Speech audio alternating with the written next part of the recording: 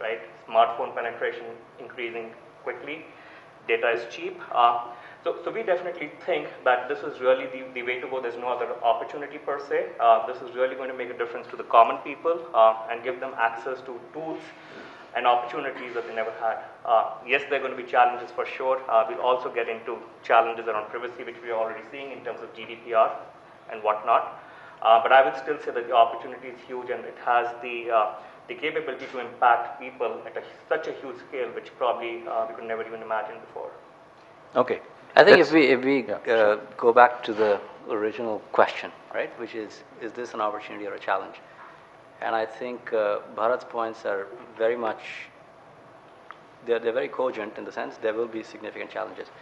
But the reason I feel, for instance, optimistic about how this is going to play out is, so what has changed from the first industrial revolution to the fourth industrial revolution is really the pace of change, right? So pace of change. The pace of change is what has changed, and also in some sense the second derivative of change, right? So it used to be that you would have a big jump because of an introduction of, whether it's electricity or whether it's steam power, you have a big jump in productivity, and then you have a linear progression from there. And then the time span between these quantum jumps used to be measured in decades.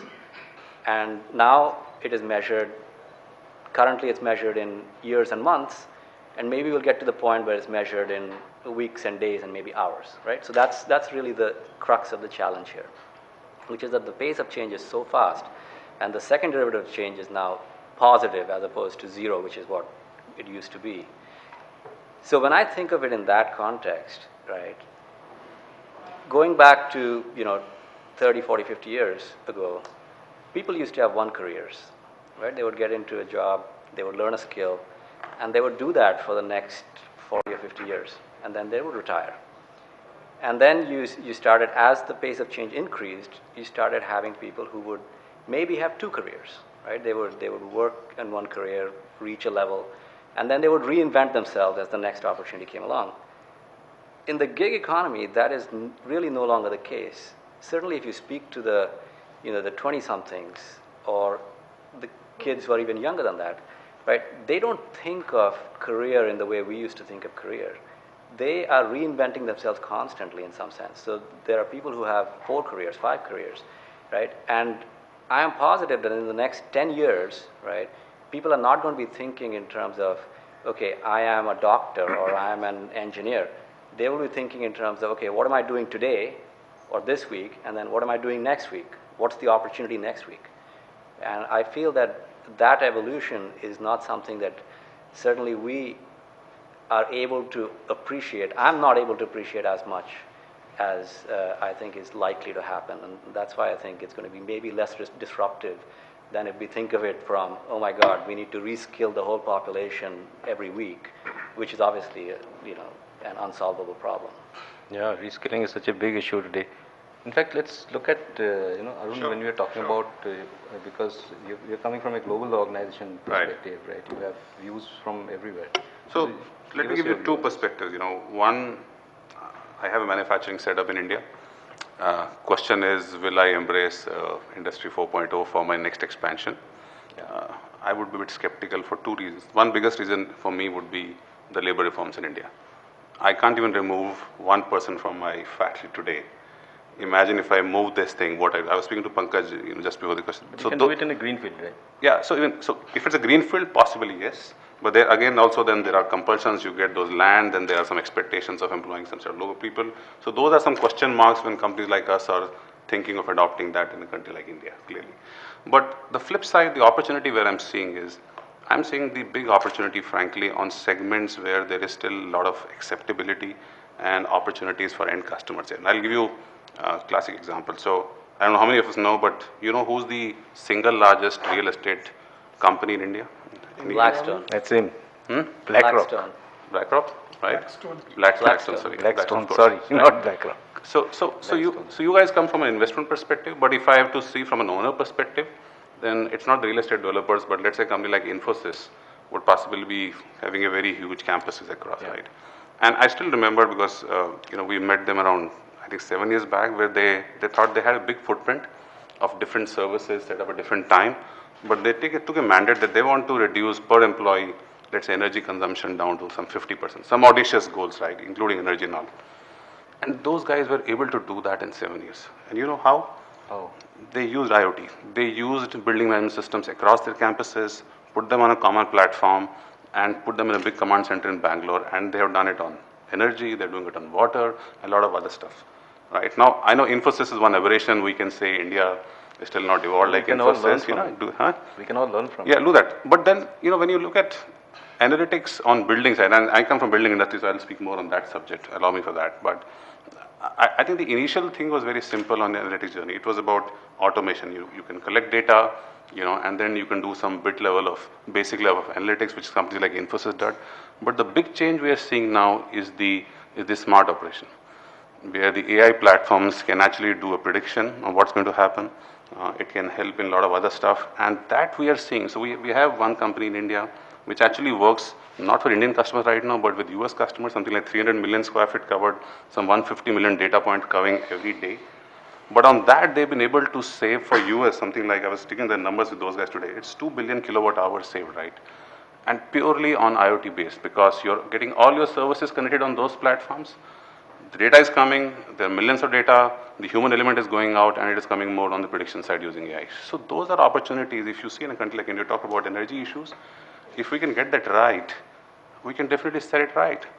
So I see a lot of opportunity, and I'm seeing now Indian customers also demanding that, so we are getting some customer base in India also. So both sides. On the industry side, I'm skeptical, unless the labor situation improves. But I think on the customer side, definitely going to do that. But those issues are transient, right? Yeah. I mean, the issues are transient. They are today's issues. They won't be tomorrow's issues. True. Right. True. So I think, one of the challenges both you raised was around energy. Right. And we are in the energy space. Yeah. So I think one of the key determinants or hypothesis of why this revolution would be transformational and lever would be energy. And energy is a space where a lot of revolution from a digital point of view, whether it's connected homes, you talked of talking refrigerators. So leveraging solar, grid, and home energy storage solutions with a connected home is going to be the future, where power availability is critical for getting that revolution going. And that's the space which will drive significant transformations as we are looking at in this area. It just reminded me of a small joke which Salman Khan had said in one of the Karan Johar programs, that keeps coming. You remember that, right? So he was on a flight with somebody, and the guy said, I have this phone, and the god of the plane, he said, look at me, I'm just pressing some buttons and the AC in my home is going to switch on and all. So Salman said, yeah, I also can do it, So he picked up his phone and said, he called his guard and said, switch on the AC. So he said, see, I can also do it, but it's much simpler than yours and less expensive. But, jokes aside, I think energy is really going to be, and when you're talking about greenfield, it reminded me about, new factories and all. It reminded me that in automobiles, one auto component manufacturer once had said that his old factory would have, let's say, around 4,000 employees. There's a tire company. It would have 4,000 employees and a productivity of, let's say, X production, capacity of X. Whereas the new factory, which is set up, let's say, a year or two ago, would have about 1,000 employees. True. And a production capacity of 4X.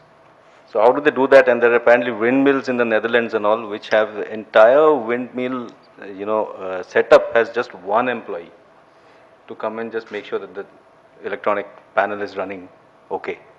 So that is. So I wanted your view on Pankaj on this whole thing, and automobiles is such a huge. We also talked about crashing of, self-driven cars. You're not into self-driven yet, but your view on this.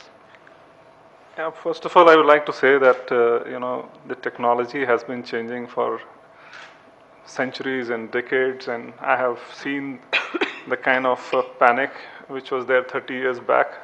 When I entered into the corporate world, I was seen as a disruptor because I knew Microsoft Excel and PowerPoint, and the people then were not knowing that, and they said, oh, some computer literate has come, he will destroy us. And nothing changed The people who were not adapting to those change with the kind of technology that was coming in, they were like computer illiterate at that time, and they would ask the assistant to say, okay, get me the printout, and then they'll write something on it and say, okay, go and type and send it back. So gone are the days now. Even you don't have secretaries with some of the top CEOs. So the change is there. Now how the adapting to the change and the attitude towards the new technology is something which has to be adopted by all of us, even if it is artificial intelligence. Let me go even further back. I've seen when I was growing in a school, there was a debate going on that whether India should have the color television or a black and white television. And there was a debate that India is a poor country, we should never have a color television, we should have a black and white television. So from there to when the computer came in, when the mobile phone came in, and today the technology is, we're talking about artificial intelligence. I haven't seen jobs going away. It's only the people who do not have the attitude to change, they have gone out. Rest of the people, they have all adapted and they've really grown. And I see that with India being the largest youth population of the world, and they are so much ingrained into these technologies, and they are so literate with everything that's going on. They know much more than what we know. I don't see with this artificial intelligence coming in or something more coming in the next, as Shiv said, in weeks or days things are changing. They are very adaptable to these changes. That's very scary for organizations especially. Yeah, I also got scared if in hours and I think Rajiv is going to have a tough time if things keep changing in daily basis. So I feel that this change would happen, and our youth is very well prepared. What I would like to think is that what's missing right now is that we have to learn from our past and also adapt the technology. Unfortunately, Gurpreet was talking about the energy, and I have a very strong viewpoint there. In fact, if you remember in the last forum also I spoke about it, that we have to see that there are various forms of energy, and we are also energy. We just change form from one form to another. Energy cannot be created, cannot be destroyed. So you have to just maneuver one energy form to another. And we are living in a country where we have a past where we are talking about Pushpak Viman being run in Ramayana, So what fuel was used in that? What energy was used into that? Why don't we invest some time to understand whether it was solar energy, or there was a combination of solar energy and some air, something? So what was that? We figure those things out and we implement with the modern technology. Maybe use AI for that, and we learn that what we can do. Today, we have, as an automobile company, we have a full range of product. We have petrol, diesel, electric vehicles. We also have solutions of from say lead acid batteries to use to lithium ion. We're talking about number of new lithium, titanium technology, and so many things are coming up. The key factor remains the same, that whether we are accepting the change and what are we using the resource that we have. If we go back to the history of India, we are saying that we'll become 5 billion or 5 trillion or 7 trillion, and we'll be number 2, number 3, and maybe number 1 at some point of time. It's where we started from. So it was called Sone Ke Chidiya when there was no technology, and all the individual youth and the power in the rural country was such that we were exporting goods all over the world. And so the real challenge today is to empower the youth to get into the entrepreneurship programs. Jobs would be less no matter what we try to do. Maybe the jobs are already, we are saying, the industry is growing, GDP is growing, but jobs are not getting created because of all these challenges, because of digitization and everything. So we have to channelize the energy into some other area, which is like creating more, entrepreneurial program to support the digitization. So these are things that we need to do in order. I think it's a very important point. Channelizing the energy is so very, very important. Otherwise, the demographic dividend goes the other way, and then we all land up in a deeper trouble than we anticipated. More chaos, right? To add to the chaos that we already have. In fact, Rajiv, I'll come to you after Nishant, since you're part of the host brigade. You get to speak last. Not last, of course. Last is for Vijayant. He gets that honor. But Nishant, you also give us the overall global perspective. Sure. Why not? I think first and foremost, thank you. It's already I'm getting very thrilled hearing all this. So thanks for such an interesting debate. I will start with a little funny incident based upon what the gentleman said about quickly learning and how our youth is able to learn things quickly. Right, so it's a personal story. My son, who is in 4th grade, he struggles with Hindi. He doesn't have books in his schools. All his work comes on a tab. All his homework is there. He's very apt at searching for his homework on Google. But Hindi is a subject where he struggles. Me and my wife, we are trying very hard. So every weekend on Friday, he gets a list of 10 words that he needs to remember and go for a dictation on a Monday. And his scores are 2 out of 10 and 0 out of 10 and 1 out of 10. That's where he is right now. And we have been trying very hard to reskill him and make him go back to the roots, Hindi, and to your point, Soni ki Chidiya. And, and as parents, we have to sign on his sheet. So after a lot of coaching, one day we saw him furiously practicing something on a piece of paper, and I felt very good that maybe he has got the message now, and he's practicing hard and reskilling himself. When we looked closely, he was practicing my signatures. Right? That's smarter than you thought. So that was his definition of reskilling and how can I do away with the problem with hand. But on a serious note, I think the perspective that I want to bring in is for India to compete with the global industries, right? On one hand, we are talking about these challenges, labor reform, land reform. But on the other hand, other countries are moving ahead. They are adopting the 4th industrial revolution at a much faster pace. In this world of globalization, when we are supposed to compete with those firms, there is no option. So all the challenges, we cannot just take them as challenges. We have to find our way out of those challenges. Scale is a very, very important factor. If we have to scale our businesses, if we have to really aim as growth companies. So I will give you an example from an investment management perspective from where my firm comes in. We advise people on what are the best portfolios for them to build. And there's always a human angle to it. But if we have to scale it to like millions of people, we have to introduce robotic portfolio advice in construction. There is no way out. Right? So financial advisors, and the other aspect is regulations as well, right? And regulations are saying you need to really document and what you are advising to somebody. There needs to be a trail and a reason for it. They need to adopt to technologies. They need to have mechanisms to get all possible combination of portfolios that they can advise you and show it technically within a minute, within a span of minutes or seconds, that why this is the best portfolio for you. And that's where technologies like big data, machine learning, AI, they are bound to make an impact. There's no doubt about it. From an India perspective, if we have to compete, if we have to stay ahead, we have to work through all those challenges that people are talking about.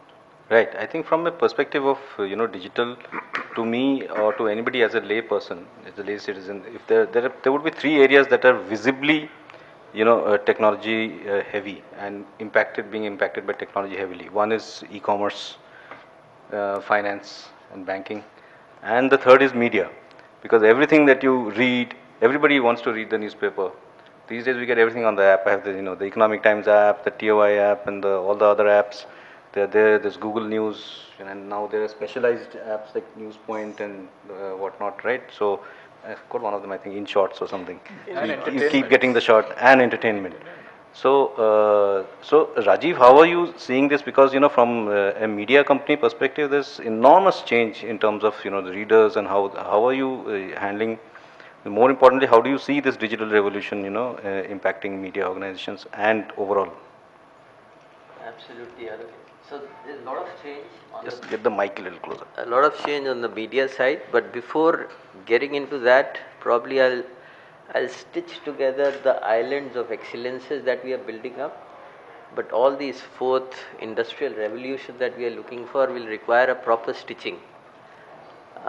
The developed world is slightly more ahead of us in terms of the adoption curve, because they have everything very organized and disciplined over there.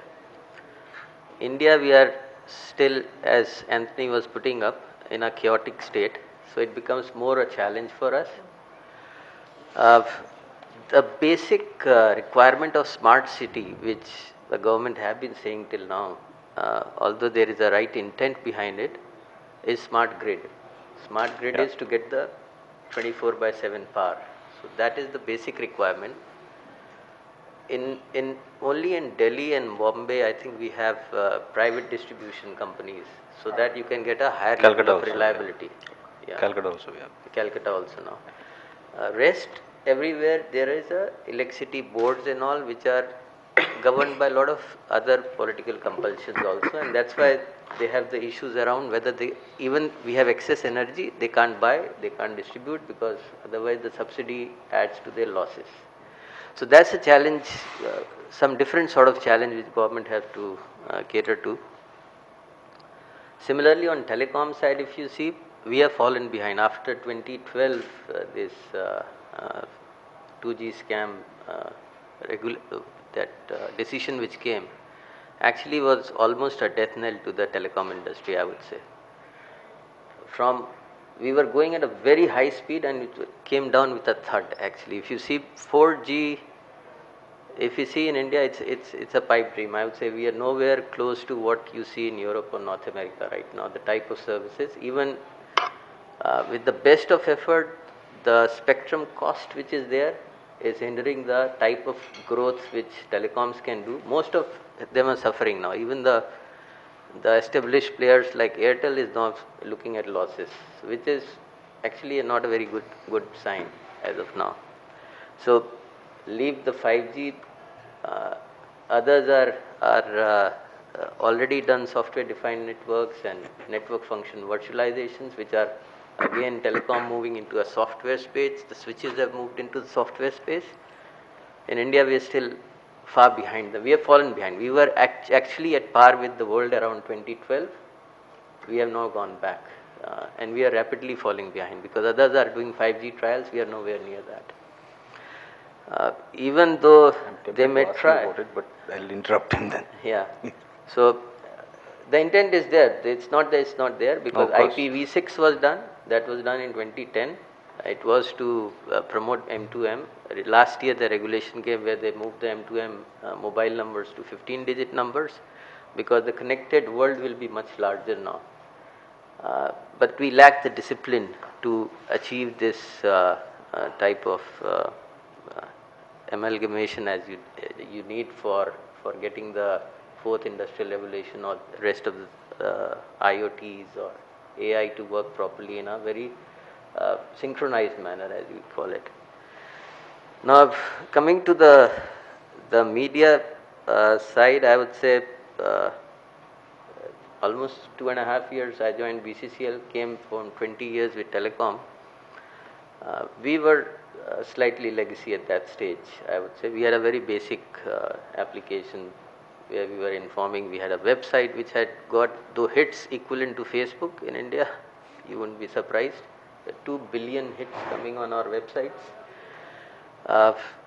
But still, we started with at least a hybrid integrated newsroom in our environment, which we have set up in our Delhi Express building office. So there we have put up bots. So earlier what was happening when infographics used to come up, so our executive editor used to say, I have to spend 5 days to collect the data even.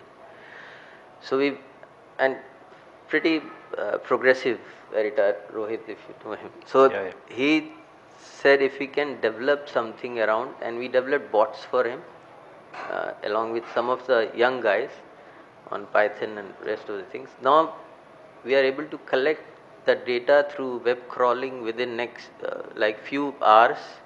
He's able to set up infographics, and that right now you start seeing on the newspaper, you start seeing infographics every alternate day or almost every day now. Earlier, to put up an infographic, it used to take us a week. Then we are also looking at sensitivity analysis of the news as well, so that we ensure that our news is always objective and neutral. It's not biased towards anything in terms of what we are providing to our readers, so that they get the objective view. So we do a sensitivity analysis to see our news are not getting biased in some way or the other, because although editorial doesn't like it too much, but we tend to give such type of reports all to them. And then we are also looking at virality of the news. So what for the stories that we are putting out on the internet or on the online space, we are seeing what is getting shared, which author is getting read. So we have a dashboard we have put up, and you should see a newsroom. Most of the story writers, they go and check if their name is appearing in the top. So what is, it's breeding a very healthy competition between them to write a high quality stories for online or for the print, because most of the editorial content goes from the print newsroom, because that's got a much larger, almost 2000 editorial staff is there for various things and reporters. So that is there, and then we have started giving them filing stories from the remote as well, and then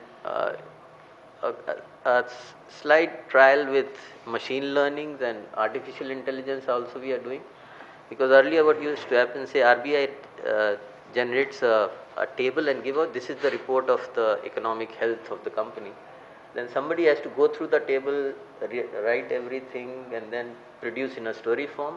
Today there are softwares which can just go through it, produce a similar type of a report, a story, and the editors can just check it out if it's fine or not.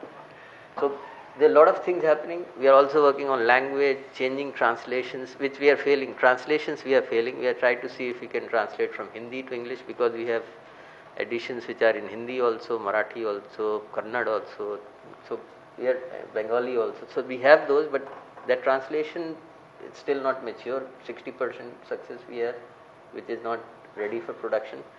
So a lot of things there. CRM we are working to get the sort of an intelligence for our sales and advertising streams that we are working on.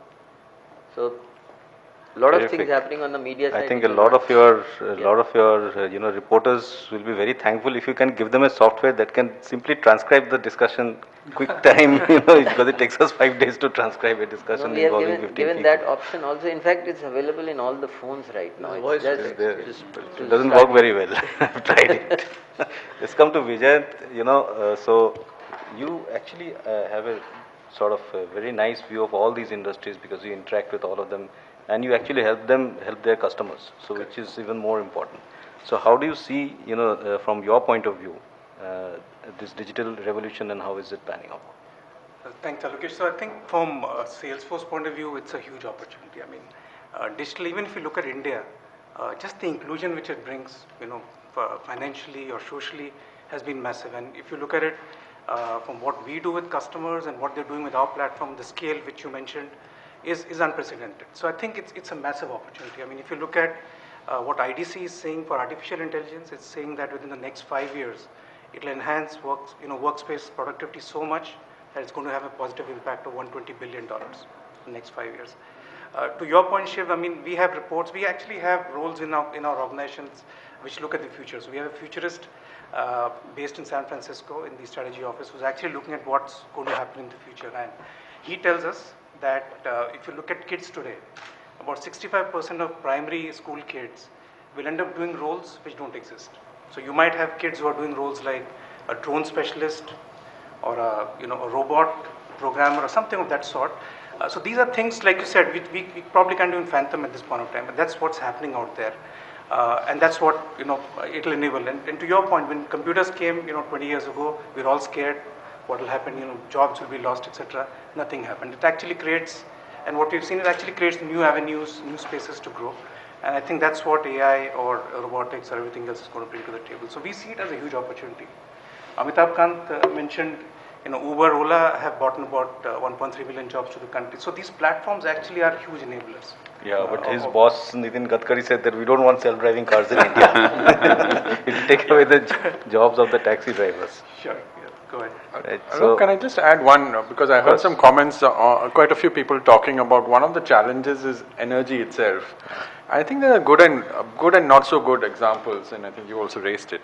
So the point in terms of energy is it distribution issue? Is it a distribution issue, or is it a generation issue? And I think there are good examples in both have been solved. There are states where distribution challenges have been solved.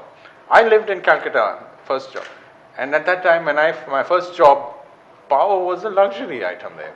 You had to have a power pack. There's no way you could live in a house. That was in right? which year? And this was in the mid 80s, right?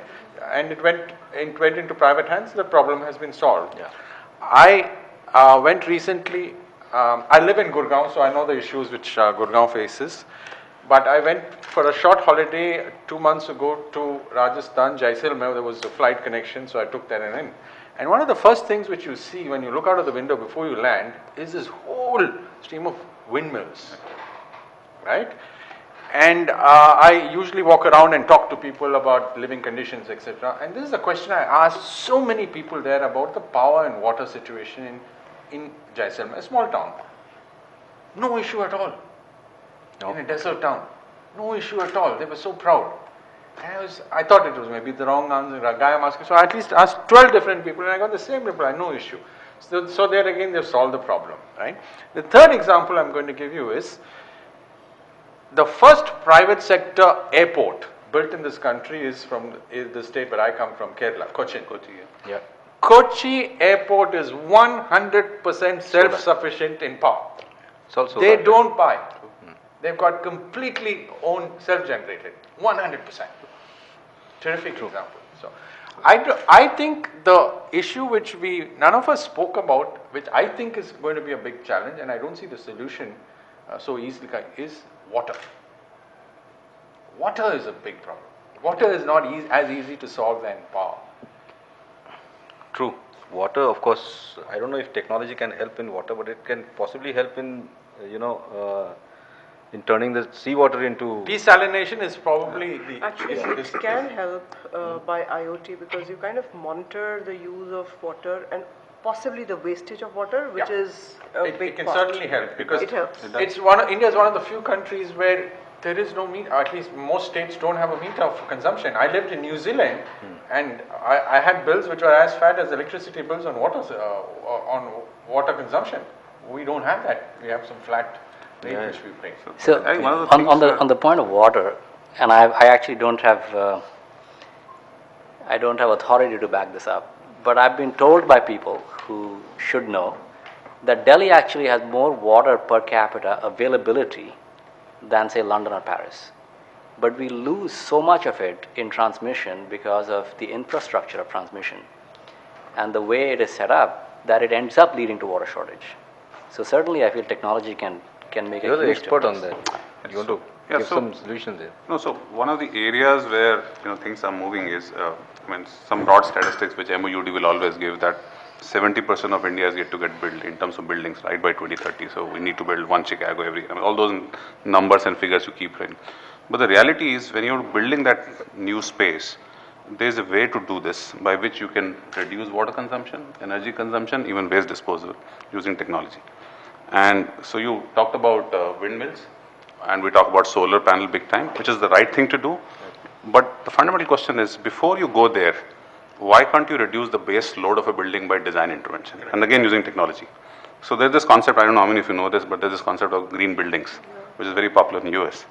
If you design all your buildings as green, you can possibly reduce your energy footprint by 30%, your water consumption by 30%, and waste and everything controlled in the right way.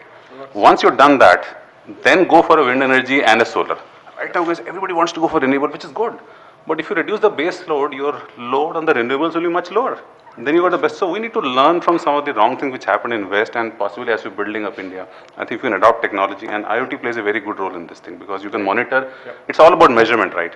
But is there also a way to reduce the base load on existing buildings? Because, Exactly. I mean, you can create a new It green is building. there. It is. It So using the What same is the platforms which I said, there is an approach by which you go to existing buildings, and there are, because the technology things which were used around 10 years back without IoT were running on their own. Now with the integration of everything which goes into a building, you can actually reduce, and there are enough case studies in India where it has been done. I mean, like I give you example of Infosys, but there are 10 other examples in India where companies have done that. So you can do both on existing as well as new using, and technology is a very big element here. You have to measure it. Great. Actually, that brings me to the next question, because this is what we are talking about. What are some of the things that we are doing right, and some of the things that we are not doing right, and as a country, in terms of the proper use of technology and how we can use them, the way water is such a huge crisis for us. So let's have let's spend some 10-15 minutes on this. And what do you think is the real big challenges that where our country is doing the right thing and where are we not doing the right thing, and what should be done? I think the way I see, and I was one of the guys who said it's a great opportunity. Yeah. And the way I look at it is that we as a country miss the earlier revolutions. Yeah. And this That's is a what you said. moment for us to really leapfrog to a potential developed country. I see there is a lot of intent, entrepreneurial zeal, and I moved from a multinational environment to an entrepreneur-led organization, where even my personal mindset moved or changed to what I was seeing, what the future India is going to be. What this means is that for us, we started looking at startups, partnering them, learning from them, and ensuring our organizations also are as agile and as capable for the future. I think the key challenge is to keep yourself and your organization abreast with what is going to come and make good of the opportunities that we are going to see in the future. I recall some 20 years ago when I started my sales career, one company case study of Marico, how they had started leveraging technology in their entire sales and marketing process. The second was this whole e-Chopal, which ITC had done this like 15, 20 years ago. Right. And I've listed a lot of them, where how rural India was getting information about farm produce and all. So agriculture is a key area where significant development. You talked about autonomous vehicles. Now, autonomous vehicles are not only restricted to autonomous cars. So there are drones which are now being talked of, used in agriculture, information being made available to them, and we've got a significant population in the agriculture space where technology disruption would really be meaningful for them. I see that for us as a country, I don't want to get into policy and government, what they are doing, how deep it is, and Alka, you and I had a brief chat on it. But I see that there is an ecosystem at the grassroots level where people are working around disruptions. And these disruptions are not going to come from traditional companies. So you talked about solar. Now, we partnered a company in Bangalore, 10-member team. And solar is like a black box for everyone. No one understands it. Everyone wants to talk about it. It's the EV, the car and bus EV world. Yeah, that's the more glamorous part of it. So these guys have beautifully simplified solar. So they've got an algorithm and remote sensing of your buildings, your shades areas, your sunlight areas, and all you need to do is put your load, and it's all online, and you get your solar system that you need. So the opportunity for me is partner some of these companies, and for me as an organization, difficult to build all those skills, but I see that happening significantly all across. EV is the space that, one of the interesting spaces that we are in. One of the key areas here is from an India context, because the world is very different to what India is, and we keep talking of EV. I say India is already EV. When you've got 1 million e-rickshaws on the road. Okay, like that. I was wondering. We are EV. I mean, there's no denying the fact that there's a 1 million and e-rickshaws running on energy storage, giving the last mile connectivity. And we talk big news about 10,000 EESL cars being sold by Tata Motors or Mahindra.